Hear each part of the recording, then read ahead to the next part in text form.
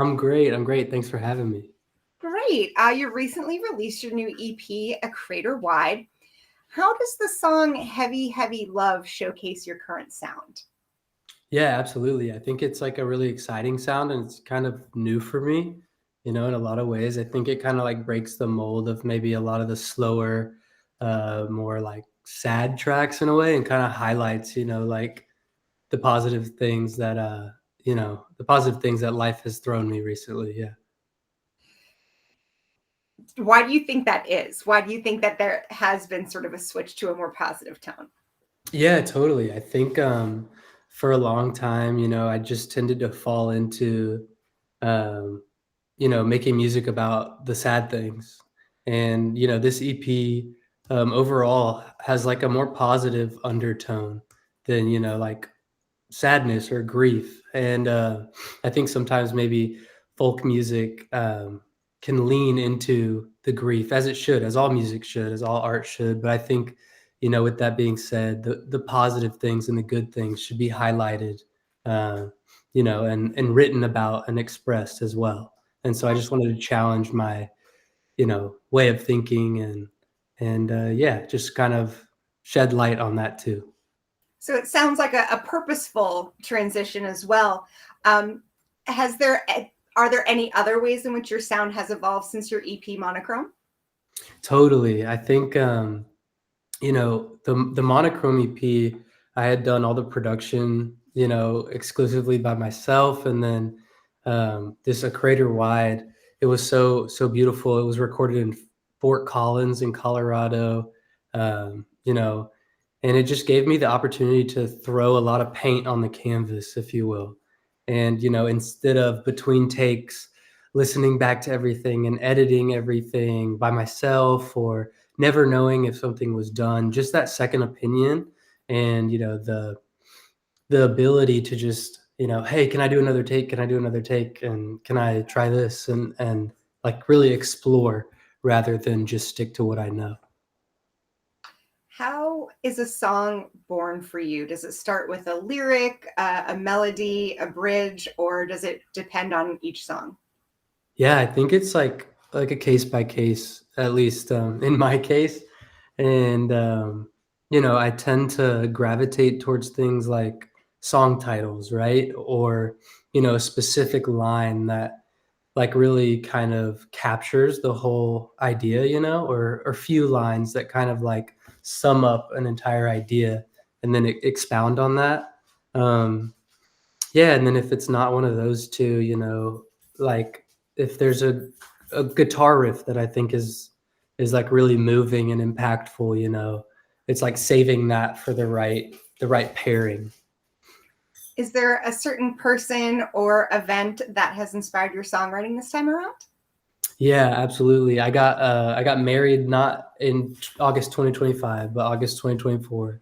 And that's something I think a lot of artists like shy away from as well.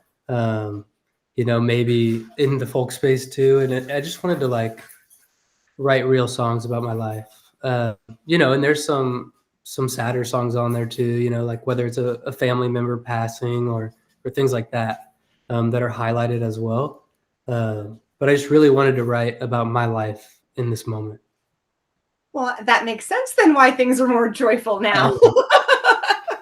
Writing things that are personal, is the catharsis in the writing itself, the recording, or the performing? Oh, that's a great question. I think probably the writing, because a lot of times that is like, the concept is born usually alone for me, and the collaboration process kind of, is like, oh, I have this idea and I'd love for you to like help me bring it, to the finish line. Um, but that initial kind of like conception um, is usually alone, and then that's when it's most cathartic.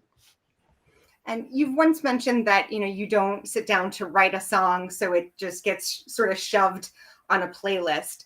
What does that look like while you're writing? Is that Hmm. sort of back of mind, or is it just kind of natural to your process? Yeah, I think, if there's one thing I am aware of when I'm writing something is I try and, like, look, 10, 15 years in the future, and it's like, when I'm singing this 10, 15 years from now, like, will it still resonate with me? Will it still make sense? Will this story still relate to me? Was it important in my life? Did it, change the way I viewed the world, right? And I think if I can try and, like, write through that lens and tell a story within that lens as well, I think that, if anything, is on my mind while writing. I think that intention comes through from what I'm listening to. I am here based in Maryland. It's fall time. And so, what the track Blue Ridge Run kind of feels Yeah. like a tribute to the Blue Ridge Mountains that are not too far away from me. And if I'm assuming you've been there before, Yes, correct? yes, of course. I was going to say there you can't mention that very specific place having not really been there before. Is there something specific about that area or nature in general that kind of like nurtures your creativity? For sure, I think a lot of the inspiration just comes from being outside. It's almost like an infinite well, right, of yeah, inspiration. And I remember going to the Blue Ridge Mountains as a kid, and it was like the first time I had really been to the mountains. Like in Tennessee, it's like we have lakes and forests. Like we really have a lot of mountains. And yeah, I just remember going there, as a kid, and then as a teenager by myself or with friends. And it was kind of like, my first experience with any sort of like mountain range, and it just like spoke to me in a different way than where I live, or my perspective had kind of like shaped my view of the world. It just like shook that up so much. Yeah, it's just a beautiful place. Absolutely. If you can go in the next month or so, feel free Yeah. to come back because the foliage and everything is like really perfect. Cool. So highly recommend. Listening to the different tracks, I hear a variety of musical influences, but are there any specific influences that you think either listeners might notice, or when you listen back, you're like, oh, that's because I like this? Yeah, I think for me personally, like the soundtrack to my life when I was a teenager, like kind of like discovering music for myself. It was a lot of like Ben Howard and the Paper Kites. Um, I think an obvious one for me is like the Gregory Alan Isaacoff. That kind of world that they all live in, I think is definitely something I draw from, and it's because I still remember like the exact moment when I could name the song off the album, off, from the artist, and where I was when I first heard it. It was that like almost spiritual for me. So yeah, it takes a little bit from everything, but hopefully still familiar. And what do you think your reaction is going to be somewhere down the road where someone takes your music and has that exact same kind of, for lack of a better term, like epiphany or discovery? Yeah, no, I think that's amazing. I mean, do it.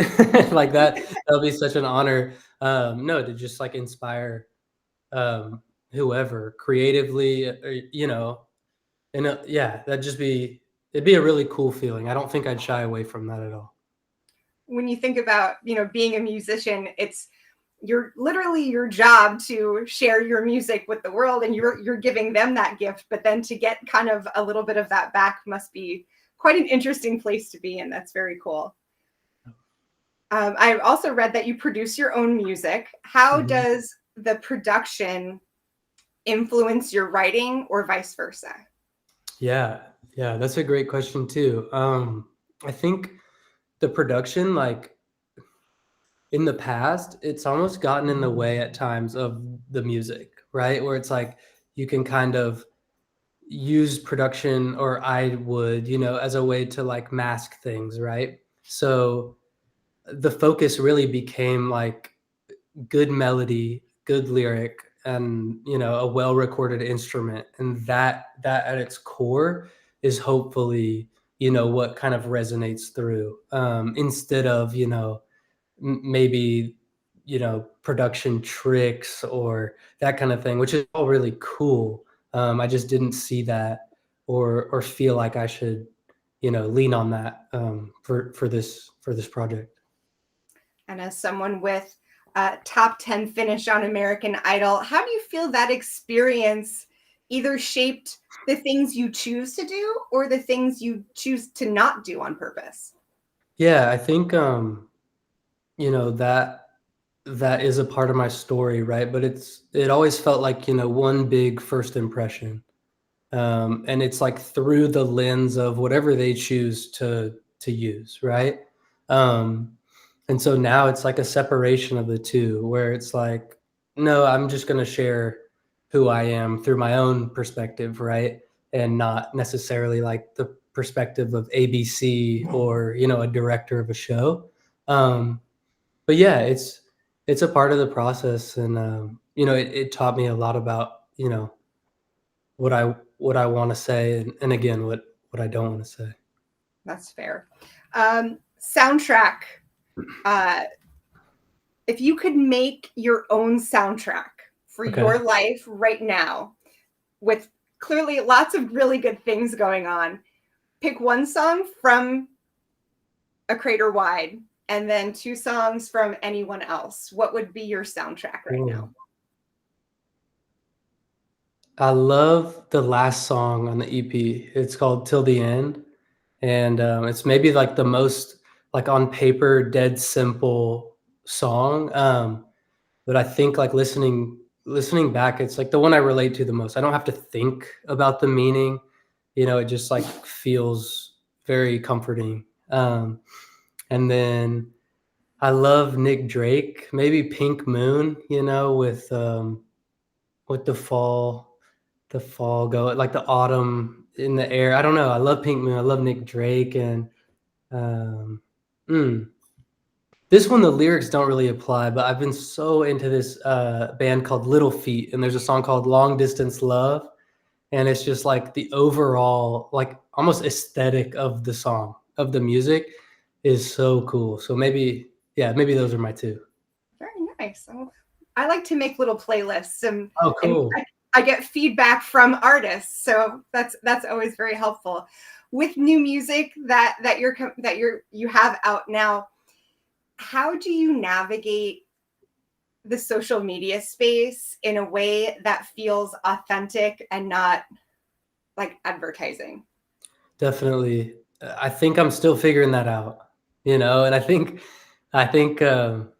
I'd like to think if we were all honest, hopefully everybody would say that. I really don't have like the best answer because it's such a fine balance between, you know, you work so hard on something, and it's like a pure expression, and you want to be heard, right? But at the same time, you know, yeah, whatever that thing is when it comes off as almost like needy or, you know, like you're selling something to somebody.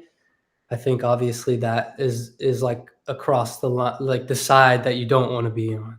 Um, so I think there's a balance. I think it's like I have to be unafraid or like, you know, proud enough to share. Um, and then I guess just keeping my fingers crossed that it doesn't come across as, you know, I guess like preachy in a way. Um, Well, you come across to me as a very authentic person. So, okay, good. what does the next few months look like for you heading into Yeah. the holiday season musically?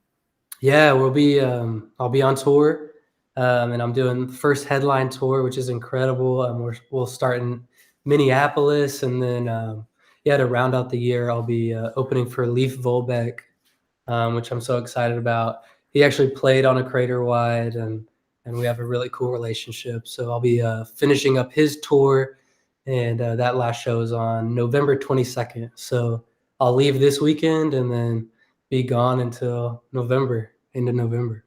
See, lots more exciting, positive things. We'll Yeah. see you tuned for a lot more from Hunter Metz. Be sure to check out his new EP, A Crater Wide. This is Jackie. Thanks to Chorus FM and In the Key of Change.